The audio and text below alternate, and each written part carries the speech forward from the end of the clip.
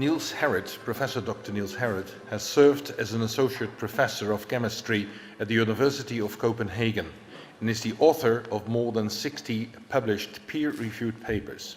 Since 2007, he has been actively involved in the global movement for 9/11 truth, demanding an independent investigation of the attacks of September 11. Niels Harrit is the lead author of a scientific paper published in April 2009 describing the findings of active thermatic material in the dust from the collapses of the World Trade Center, buildings 1, 2, and 7, and he is a member of the 9/11 consensus panel. Over the years, Niels Harrit has given over 400 presentations on the collapse of the World Trade Center skyscrapers in many countries like Denmark, Sweden, Norway, Germany, Australia, Russia, and Iceland. China as well. Niels, I know you are determined from the start. We really appreciate it. And it's very important that we have universities promoting the truth, because a lot of the universities don't have the courage to do it. And if they don't start to discuss this in an honest way, they shoot themselves in the foot. Because actually we have enough professors that lost their job because they tell the truth about 9/11 that we can start a university ourselves, and maybe we do that. That's an idea of Barbara, by the way. Thanks a lot. And we will hire Niels. Thank you. Thanks a lot. My presentation is, I have called The Chemistry of 9/11, and I will hope to reach a coherent collapse scenario for the Twin Towers. And I will start by pointing at the NIST report on the Twin Towers, which came out in 2005. 10,000 pages, or somebody says 14,000 pages. It is a strategy the Americans called, they ain't never gonna read all that. Tin rat. No, you're not supposed to do it. It's dead meat and hot air, all of it. What you read is the main summary, 475 pages, and you go along and you reach chapter 6, which is called the probable collapse sequence. And then you are enlightened, because now I'm going to learn how the Twin Towers collapsed. And you start reading and you get a feeling that it is not really there. You reach page 82 and footnote number 13, which in my opinion is one of the most important footnotes since World War II. And it reads like this: the focus of the investigation was on the sequence of events from the instant of aircraft impact to initiation of collapse for each tower. For brevity in this report, this sequence is referred to as the probable collapse sequence, although it does not actually include the structural behavior of the tower after the conditions for collapse initiation were reached and collapse became inevitable. Now, this is academic terror, because you have to read it twice or three times. I had to myself, until I laughed out loudly, because what this means is that the technical report on the collapse of the Twin Towers, their timelines stop at the moment the towers are prone to collapse. That is, there is no official technical account for the collapse of the World Trade Center Twin Towers. There is none. They do not cover the collapse. They describe the situation up until the moment of collapse, and then they leave it to gravity to do the rest of the work. And that is the key word actually in my presentation here, gravity. Because this is what you see, what billions of people in the world have seen of the collapse of the Twin Towers. And what do you see? You see debris being ejected horizontally out from the Twin Towers. And these are not minor things. These are actually huge. This is a steel beam, somebody says 20 tons. It's, in my opinion, too much. Let's say 15 tons, which are being ejected 100 meters and actually hitting the World Finance Center across the street, horizontally. Here we are 200 meters from the North Tower, and these are fragments the size of about 4 tons being ejected horizontally out from the Twin Tower. Now, this is not gravity. I'm looking for an object to demonstrate that gravity is vertical. Okay? So, yeah, that's it. Game over. We are finished. If you want to assure somebody that the official story is wrong, this is all you need, because everybody knows about gravity. Now, if you want some academic icing on the cake, you may refer to Sir Isaac Newton, who in 1687 published the most important book in science. It's called Philosophiae Naturalis Principia Mathematica. I can't read it myself because I don't read Latin, and it's stuffed with equations and mathematics. But in there are the 3 laws of motions by Newton. There's never been any deviations from Newton's laws of motions. Newton's second law of motion reads, force equals mass times acceleration. But these are vectors, and a vector is something with a direction. So the force has a direction, and so has the acceleration, meaning that the acceleration goes in the same direction as the force. In plain English, an object moves in the direction of the force. So if you want some academic icing on this conclusion about gravity, you can refer to Isaac Newton. And notice a truth in science, it is that a theory cannot be wrong twice. I mean, if it's wrong, it's wrong. It cannot be wrong a second time. So this is all you need. So the official narrative is that the Twin Towers came down due to gravity only. For this argument, it's completely irrelevant whatever preceded this situation. Hijackings, airliners, jet fuel, impact, it doesn't matter. Because when the towers came down, for official story, it was only gravity doing the work. Now, we may stop here if this is what we only want, to prove that the official theory is wrong. But naturally, we start asking, then what happened then? Which means that we had to look for another force. And in order to explain that, I will introduce you now to something called energetic materials.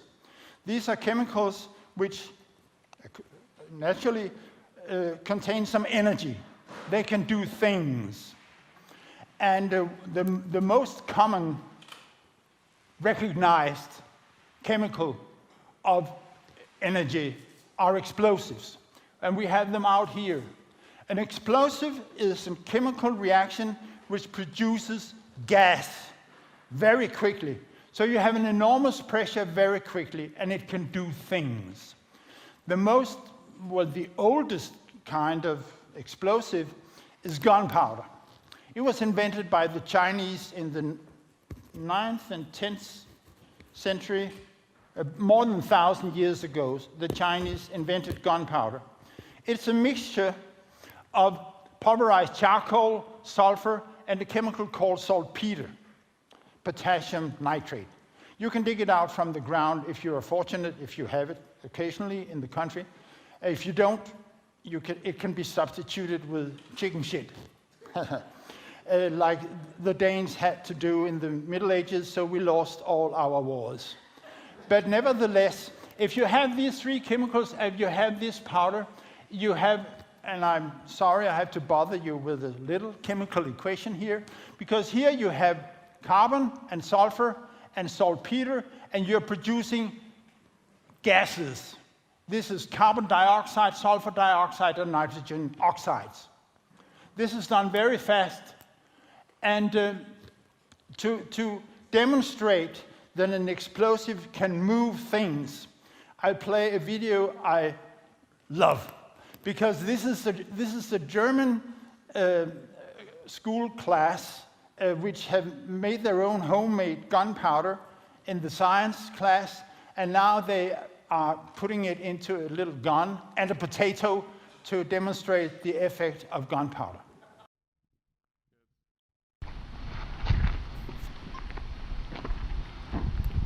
Ja, komm der Sache näher. Echt? Ja.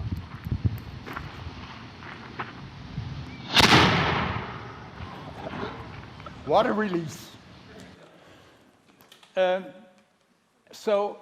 But gunpowder, it's going on in a chemical reaction is electrons are being moved from one agent, from one chemical to the other one. In this case, electrons are being moved from the carbon and the sulfur onto the saltpeter.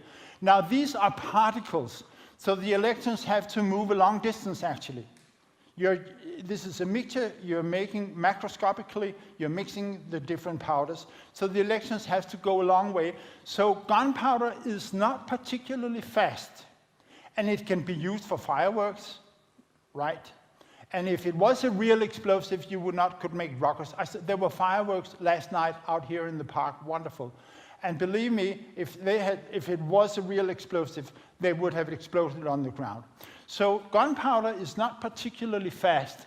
Actually, it should be characterized more like a propellant or rocket fuel. You can use gunpowder in rockets. And the propellant is also a chemical, an energetic material where gases are being produced, but not so fast as in explosives, because we don't want the rocket to explode, right? So it's burning from the surface. Not so fast, milliseconds. It's still fast for us, but it's not fast for explosives. So the second type of energetic material I'll present here now are propellants. And they, but in ordinary explosives, we cannot use propellants for explosives. So the chemists have made a whole range of real explosives. We call them molecular explosives. And one example of this is this chemical here, which is called cyclotrimethylene nitramine, and it has the code name RDX. And it's very good for cutting steel. You can see this column here is being cut by that. And the key feature of this chemical is that the electrons doesn't have to move so far. It only has to move from this nitrogen to this nitrogen. And so the RDX is very, very fast. The combustion zone is moving at a speed more than 8,000 meters per second, which is about 20 times the speed of sound. So the bang is breaking the sound barrier. It's really noisy and it's hurting the ears, but it's cheap and it's very efficient. Now that is what molecular explosives can do. They're extremely fast. They are not particularly energetic. It's a mistake, but they're fast. So here we are with the explosives, which are very fast, propellants, which are not so fast. The third category of energetic materials I'll show you are incendiaries. And incendiaries are something which makes a lot of heat very fast. And the best known incendiary, at least in this crowd probably, is thermite. It was invented by a German chemist called Hans Goldschmidt in 1893. He recognized that if he made a mixture of iron oxide, and if you are being disturbed by chemical structures, you may say it's rust. There are many kinds of iron oxides, and one of them is rust, and it would work just as well. But you pulverize your iron oxide and you pulverize aluminum. These are two mixtures, like sugar and flour, that you just mix. Hans Goldschmidt did that in 1983. And he found out that if you can get the reaction going, it's not so easy. But when it goes, it's really violent. And you are producing iron at a temperature of 2,500 degrees centigrade and beyond. There are many varieties of the thermite reactions, hundreds actually. Some of them even go to 4,000 degrees centigrade if you use other metal oxides. But it can destroy things because it's 1,000 degrees beyond the melting point in steel. And to demonstrate what thermite can do, well, first let me show you this picture. This is a commercial thermite mixture actually, which Professor Stephen Jones is firing in his lab. And what you should notice here, there are two products from the classical thermite reaction. And that is molten iron. I should have shown you in the previous slide here. And the other one is aluminum oxide. And it's a white powder. So from the classical thermite reaction, there are two products, iron and aluminum oxide. And aluminum oxide is white. You see here, this is the white cloud up here. Very important, please remember, aluminum oxide is white. Now, what can thermite do? I'll demonstrate this. This is a British, actually, college student, high school students who are working on a French car.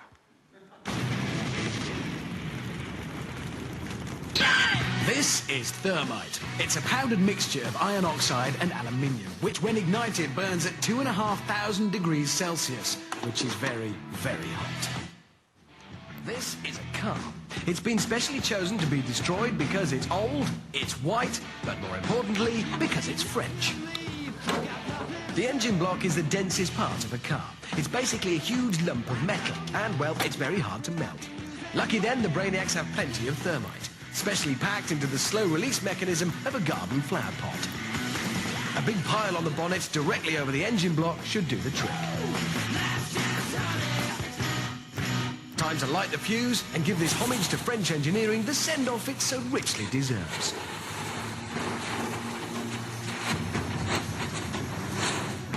The irreversible thermite reaction begins.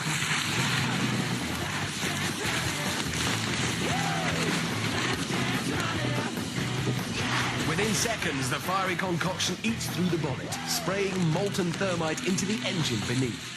The devastation continues inside until finally a torrent of white-hot liquid metal pours out of the bottom, signaling the inevitable victory for thermite.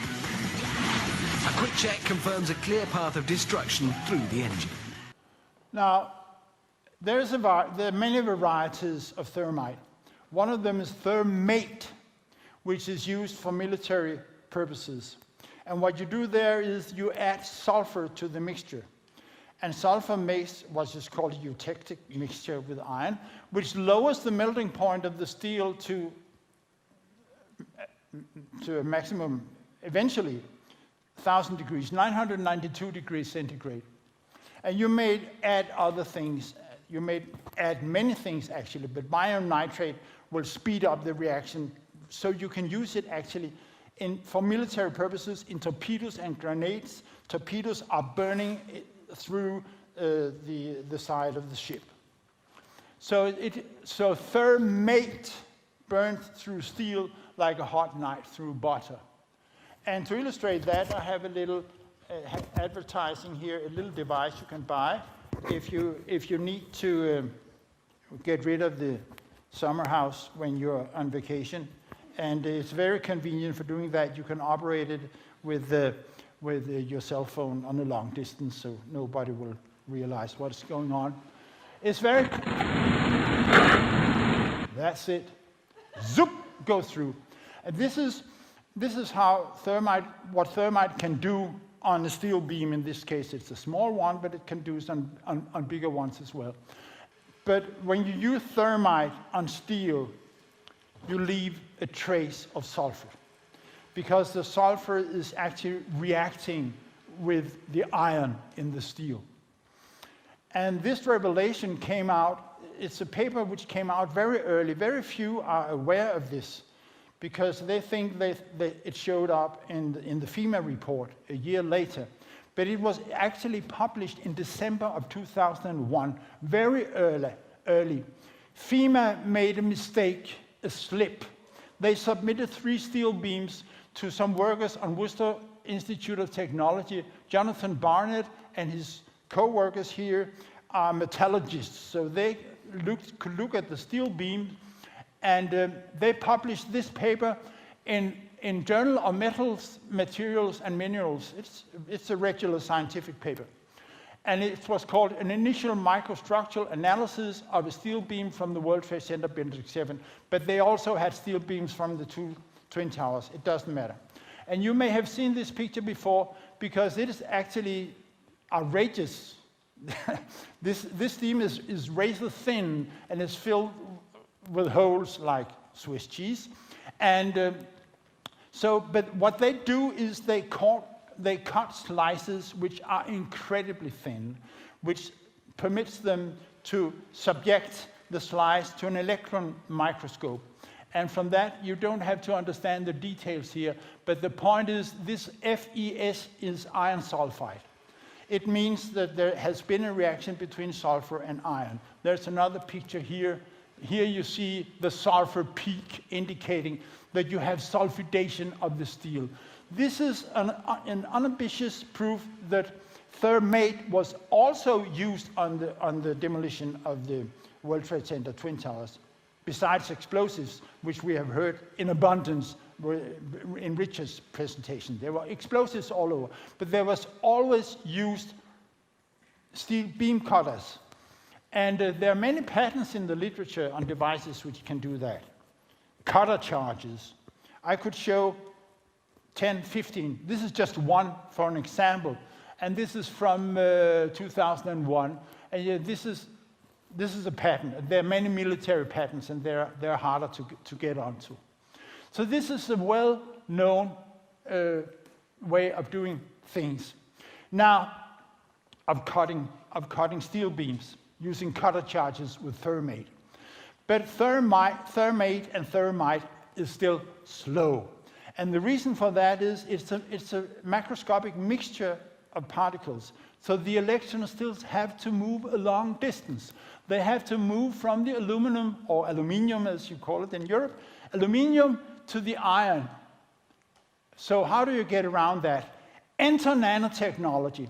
It's a new branch of science which came in the 80s and the early 90s. And the trick here is that you make the materials from the bottom up. You make the chemistry do the work for you. And as a consequence, the individual particles, the components of the material are much smaller, 1,000 times smaller than you can do just by grinding it. So it means, this is illustrated here. This is an ordinary mixture, but in nanotechnology, you can, the chemistry is doing the work for you, so the components are much smaller. Here's aluminum and iron oxide, and everything is embedded in a polymer matrix, which is the secret, what the polymer matrix is. And this has been, it means that the combustion speed is going up dramatically, illustrated here. The time is getting shorter and shorter, the smaller the particles are, because the electrons have to move shorter and shorter distances.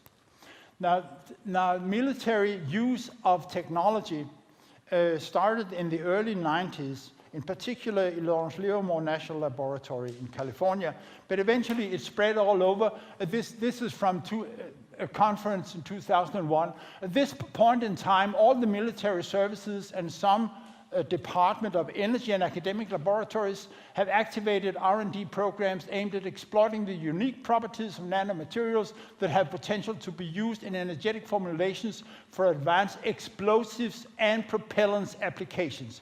That is, the thermite reaction has much more energy than the molecular explosives. So the trick is to use the energy of the thermite reactions and convert it into an explosive by adding something which can produce a gas. Another reference from that is, this is MIT, which has a field called MIT, it's hard to see, MIT Technology Review here.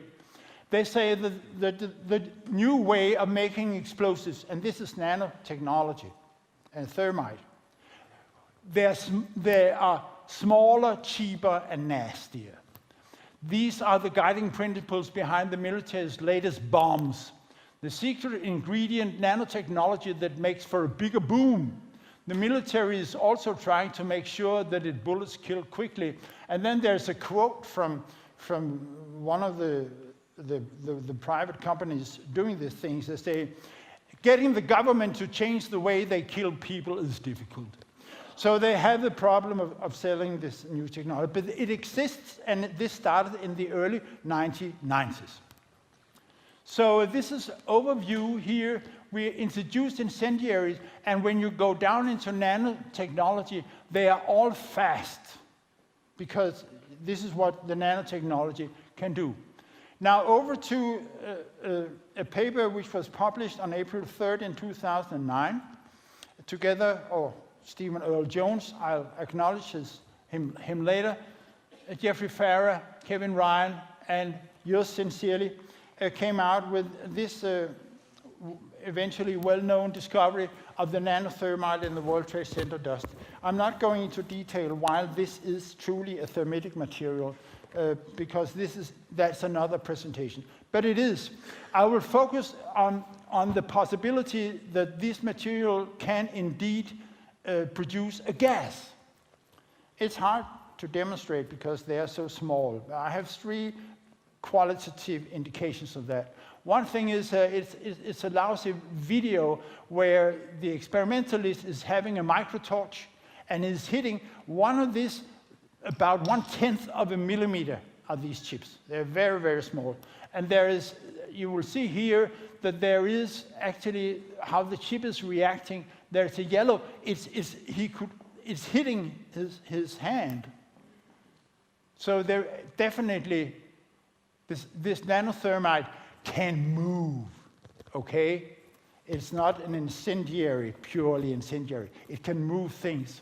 Another thing is, this is a chemist called Mike Basil, who put the chip under a microscope. And so he could observe it during ignition. He put it on a hot plate and heated it up. And you'll see it here. Eventually, I'll push again. Here you go.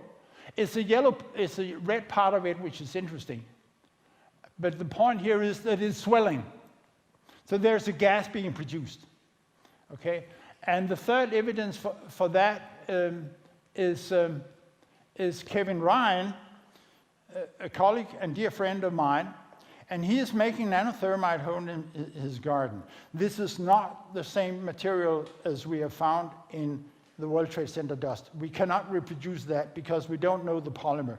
But Kevin used actually a public recipe for making nanothermite from Lawrence Livermore National Laboratory. My colleagues at the military laboratories, they always also have to brag and submit reports and apply for funding. So we know, we completely understand the chemistry. And Kevin could do that. And this is the last seconds of his preparation of nanothermite, where he's heating up the beaker on a hot plate.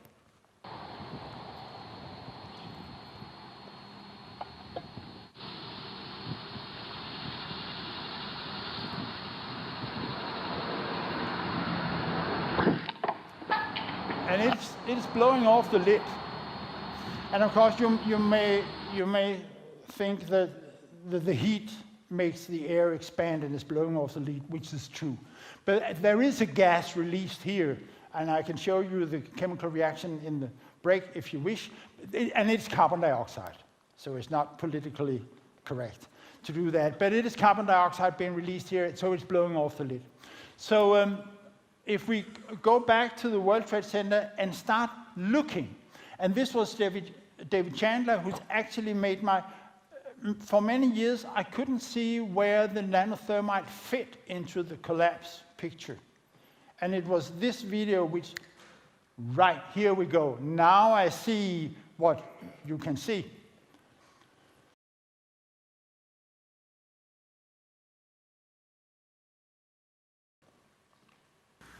This is the destruction of the South Tower of the World Trade Center, viewed from a helicopter to the south. This particular video clip is rich in details that call the official story into question.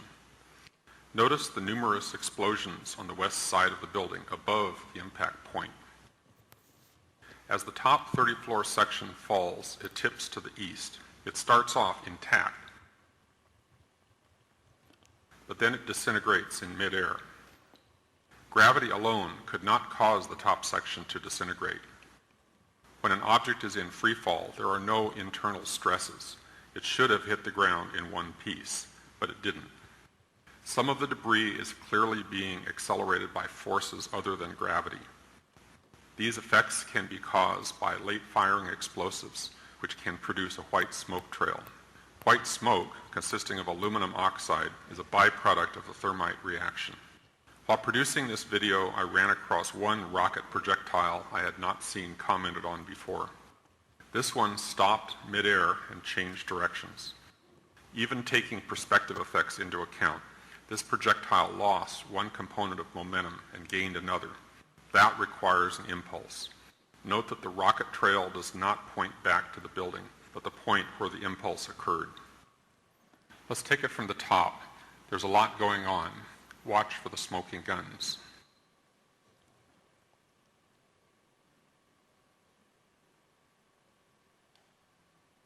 Yeah, and David has done some extra work on this specific projectile on the right, which is clearly viewable because it's on a background, on a dark background, which is important.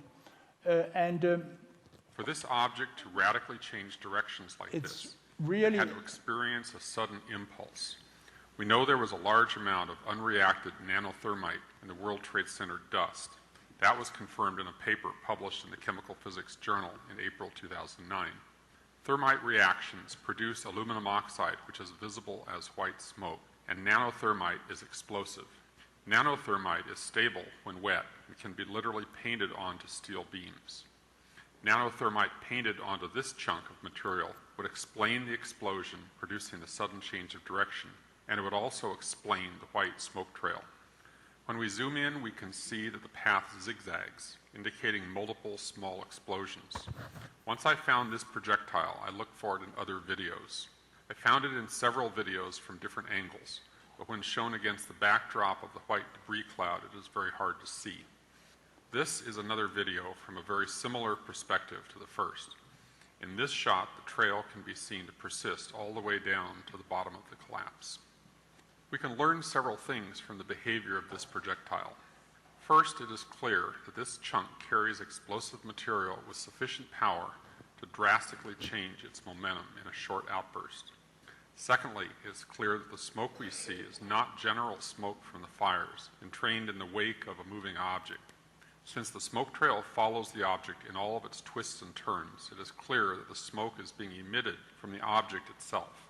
The most obvious interpretation, of course, is we are seeing the results of nanothermite burning and undergoing explosive outbursts. Once we see this clear example of an object trailing smoke generated on its surface, we can reinterpret what we are seeing elsewhere. There are lots of chunks of falling debris trailing smoke clouds. In many cases, we can see long beams with smoke being emitted from the entire length of the beam. We no longer need to assume that this is following in their wake.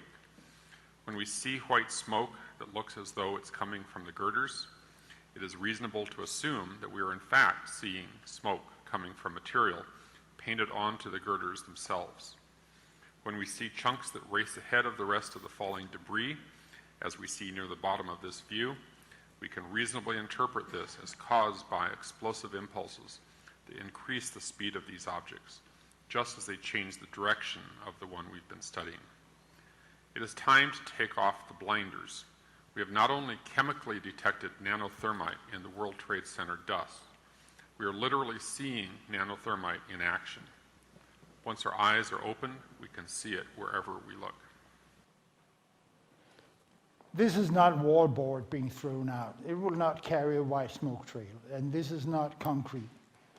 There is a reaction going on. I'm frequently being asked, if these towers were loaded with explosives and incendiaries, why didn't they go off when the airliners hit?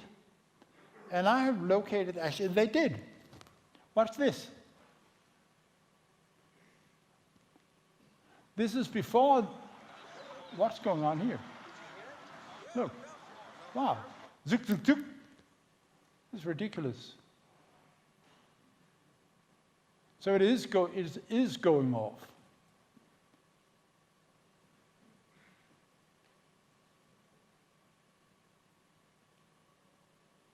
And here's another one. Trying to go off. Look at that one.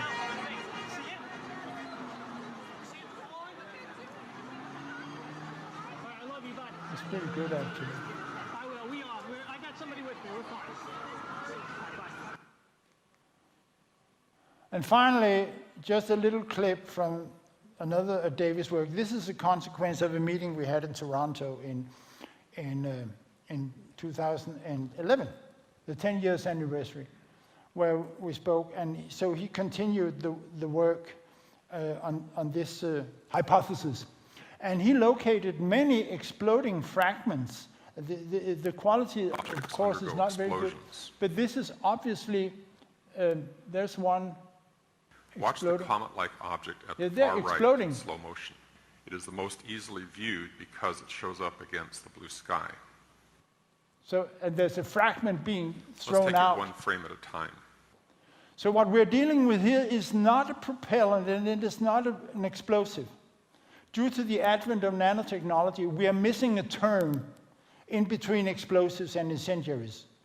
It is more explosive than propellants, in between explosives and propellants. It's more explosive than propellants, and it's not so explosive as explosives.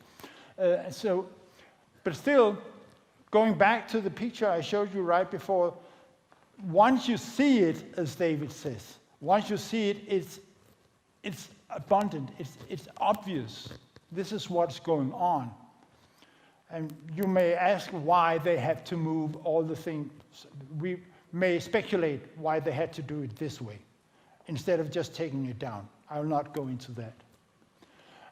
To make a coherent and non-contradictory collapse scenario for the Twin Towers, you need at least 3 kinds of energetic materials.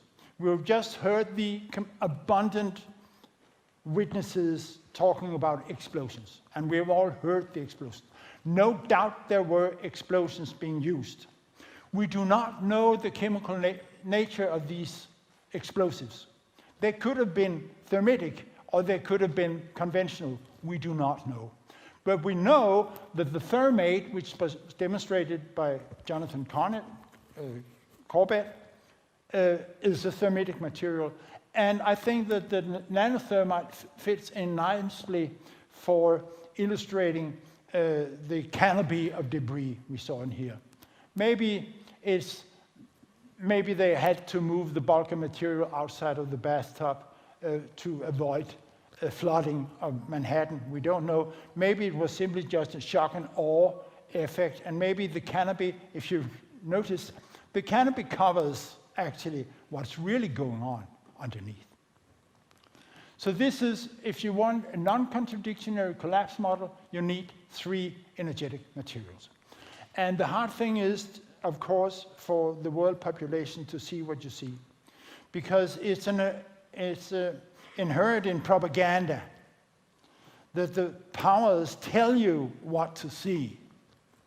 And they can tell you that this is black, and everybody say, oh yes, it's very black, because this is what the master told you. And the master told you here that the powers came down due to gravity.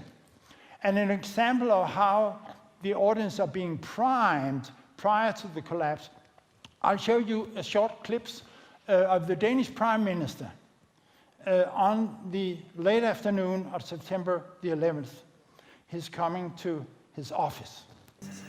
På samme tid træder daværende statsminister Poul Nyrup Rasmussen ind i statsministeriet for at holde et sikkerhedsrådsmøde.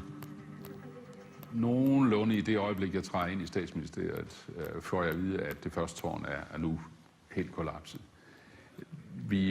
Jeg får en melding, jeg tror 5-10 minutter før det fysisk sker, at nu er der overhængende risiko for, at tårnet kollapser.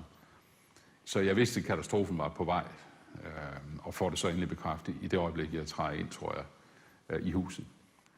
What's going on here? You cannot predict or foresee something which has never happened before.